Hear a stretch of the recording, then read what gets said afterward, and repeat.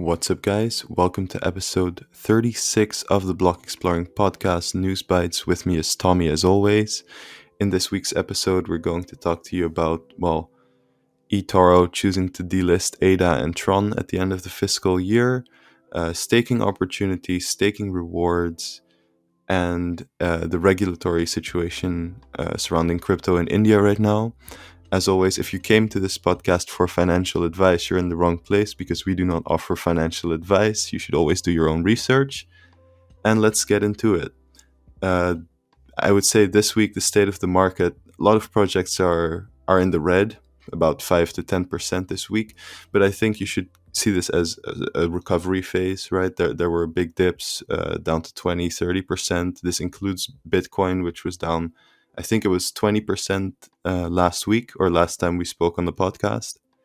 And at the same time, we're seeing other projects that are highly transaction based, like Ethereum and BNB, moving up 5 to 8%, which makes a lot of sense because the more transactions that happen on like the BNB network, the more they kind of increase in value. And these projects are kind of early indicators, I feel, of an upcoming trend and people buying back into crypto.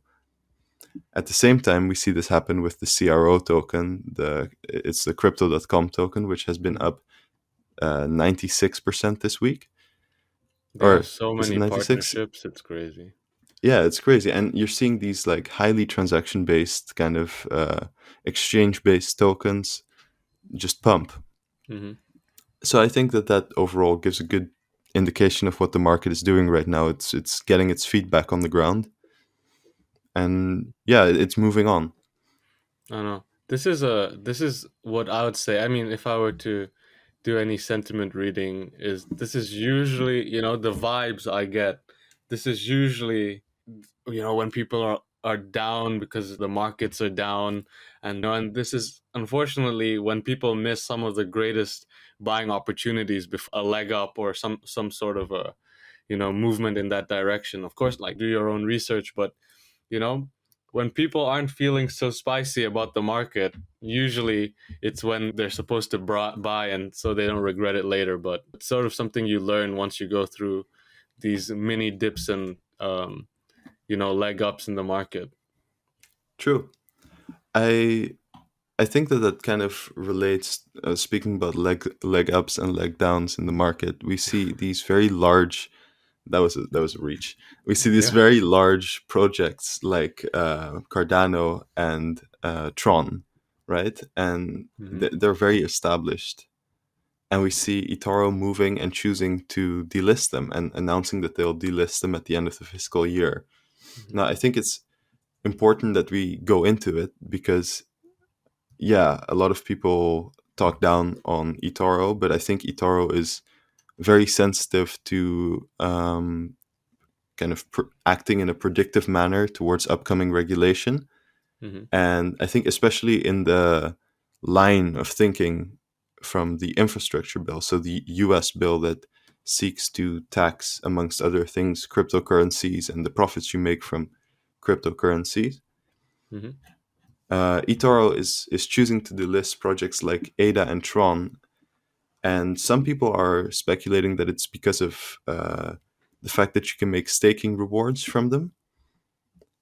I think, in a way, it makes sense to think that, but I think that it's not the exact reason because, I'd say economically speaking, staking is basically the same as getting interest, right?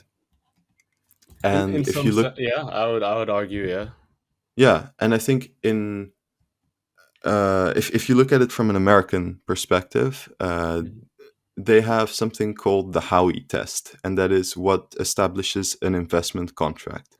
Now, this kind of has four criteria. There needs to be an investment of money, which there is, right? You put money into a crypto in a common enterprise. That's the second variable. A common Mhm. enterprise kind of means, a business or yeah, a contract. And there needs to be an expectation of profit, the third criteria, which you have. And then four, based solely on the effort of others, income and value will be generated. The thing here is that staking rewards isn't based on the effort of others. And Mm-hmm. this is what excludes it from being an investment contract. So I see all this speculation like, oh, it's because there's crazy staking rewards to be earned with Cardano and Tron. I don't think it's true. I think it has something to do with unrealized gains tax. And while that seems really boring, it's actually really important for a lot of people in the crypto space. Now, unrealized gains tax is basically part of the infrastructure bill, or kind of the precedent that it's building on, that the income that you're expecting to make from an investment in cryptocurrency can be taxed before it's actively been applied. So Mm-hmm. let's say you stake your money and your APY is 60% over $100. At the end of the year, you'll have $160. That's kind of how let's say we calculate it like that. Then the US would want to charge a form of taxation over that 60% APY over those $60 that you make. And I think that regulatory uncertainty is the reason why eToro has chosen to fully delist Cardano and Tron instead of just stop staking rewards. Mm-hmm.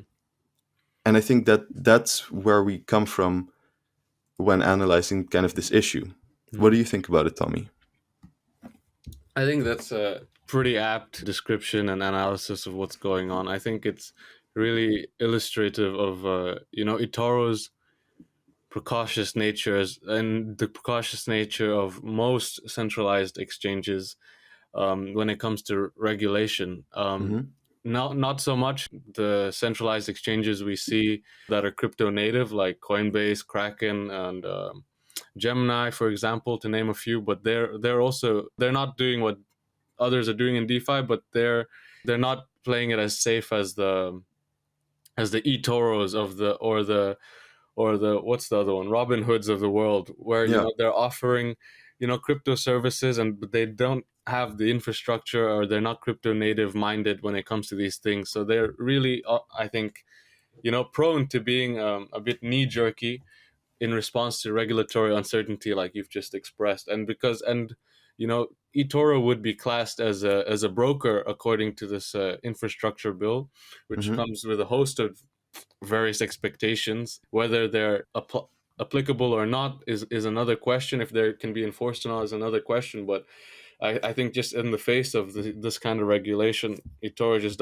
doesn't want to deal with it, which shows, I think, also shows how they may have just jumped into crypto too fast for themselves. I think so. I think there's also there was a major consumer demand for Mhm. cryptocurrency For and sure. facilitating investment in cryptocurrency or speculation Hmm. at the start of the year, and a lot of centralized exchanges like eToro gave into this.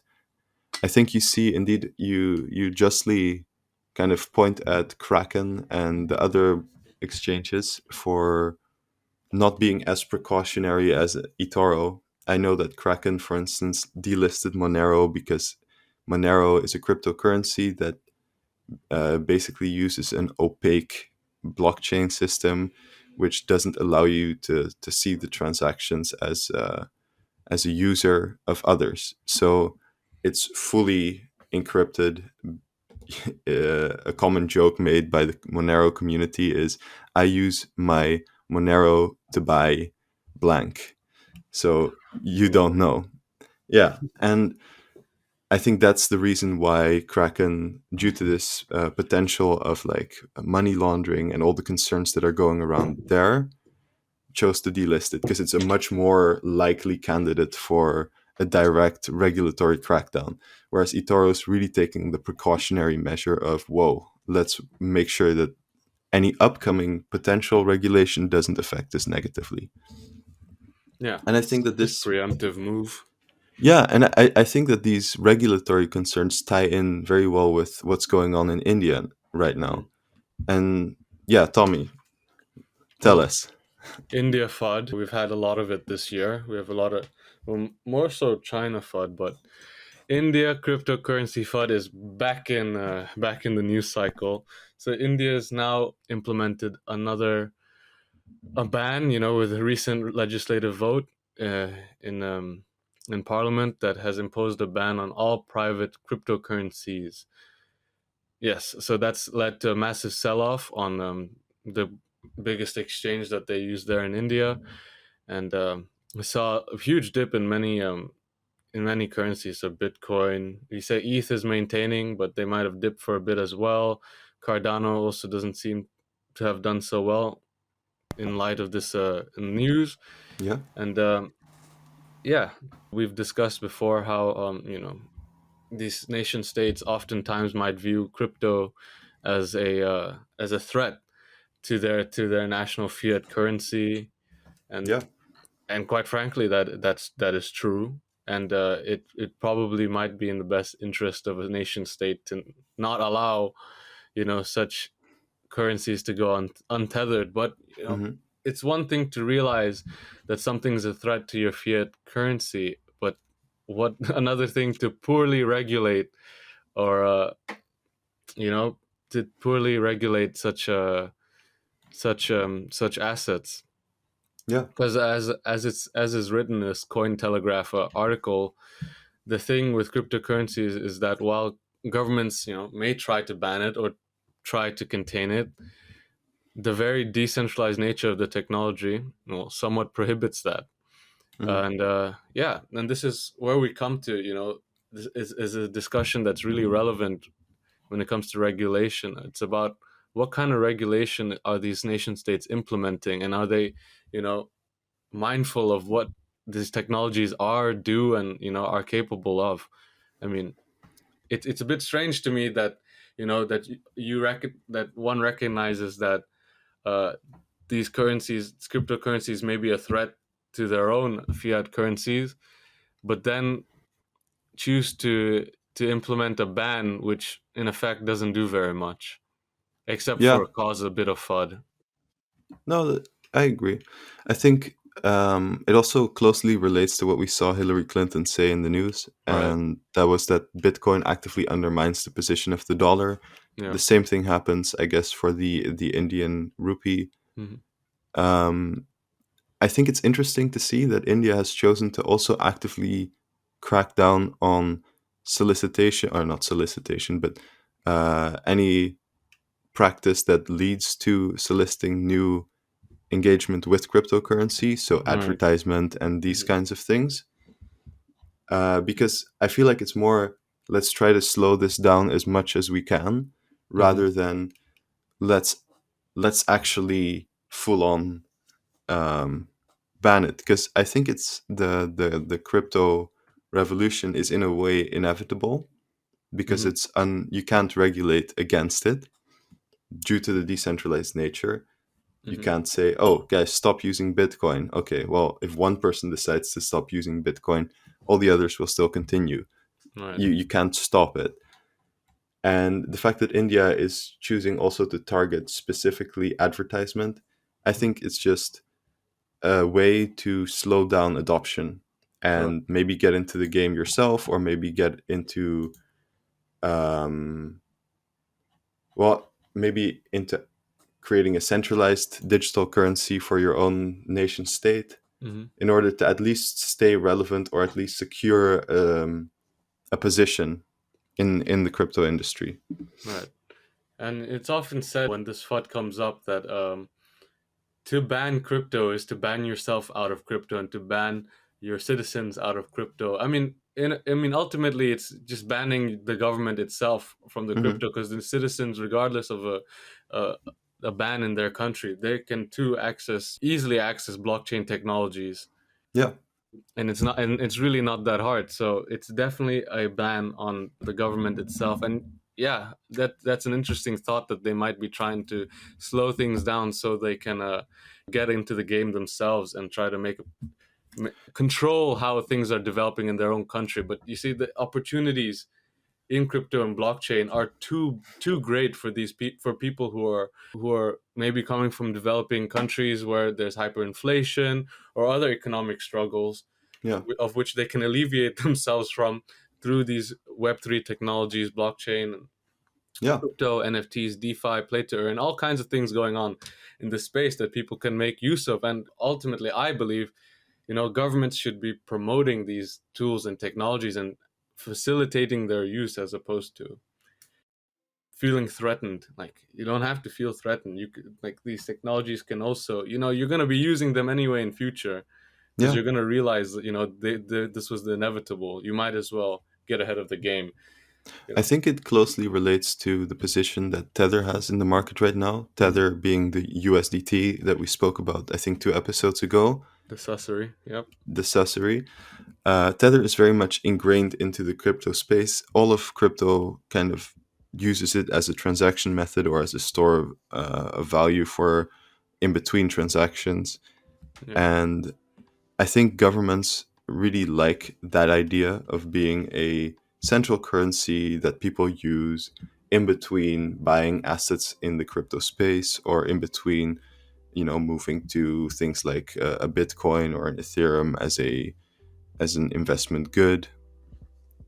I think that's the position a lot of governments try to attain, and from that follows this line of regulation. In it. Yeah. So I think that with that being said, tune in to the next episode of the Block Exploring podcast. Check out our Discord, check out our Twitter, check us out everywhere. And we'll see you in the next episode. Take it easy. Take it easy.